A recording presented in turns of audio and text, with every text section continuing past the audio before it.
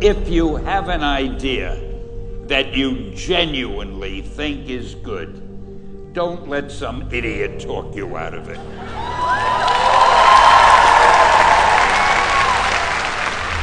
We had already done the Fantastic Four and I think maybe the X-Men, I can't remember the order, but my publisher came to me and he said, Stan, I want you to come up with another superhero.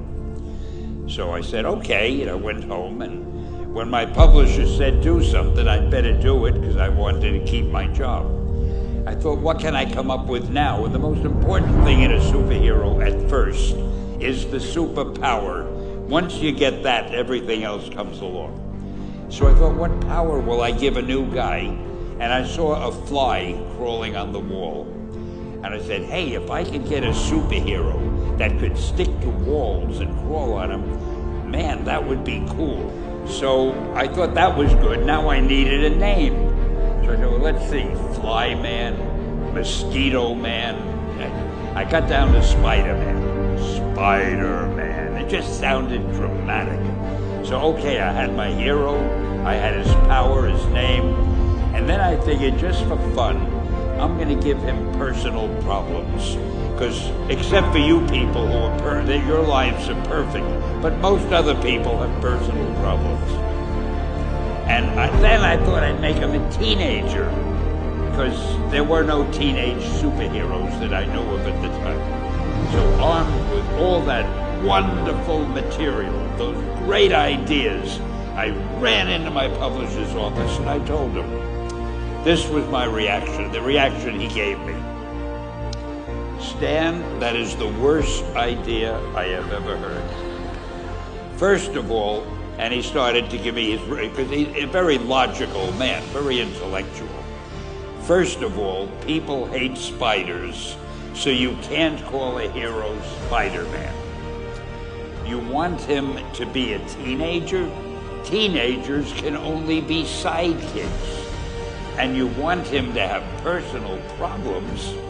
Stan, don't you know what a superhero is? They don't have personal problems. Well, I left the office disappointed, but obviously a much wiser man. And I couldn't get Spider-Man out of my system. So we were about to kill a magazine. I think it was called Amazing Fantasy. It wasn't selling well, and we were sending the last issue to press. When you do the last issue of a magazine, nobody cares what you put in it because the book is dying. Just to get it out of my system, I put Spider-Man in Amazing Fantasy, featured him on the cover, forgot about it. A month later, all the sales figures came in. My publisher came racing into my office. Stan, you remember that character we both loved so much, Spider-Man? He said, let's do him as a series. Now, why am I telling you this? Besides the fact that I have to kill a little time. If you have an idea that you genuinely think is good, don't let some idiot talk you out of it.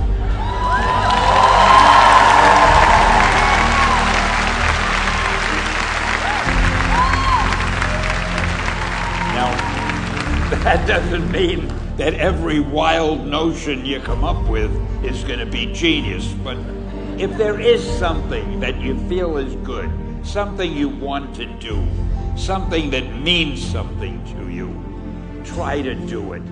Because I think you can only do your best work if you're doing what you want to do, and if you're doing it the way you think it should be done. Just do your thing, do it as well as that's the important thing. Don't shirk. Whatever you do, give it your best shot. You'll be glad you did. Excelsior!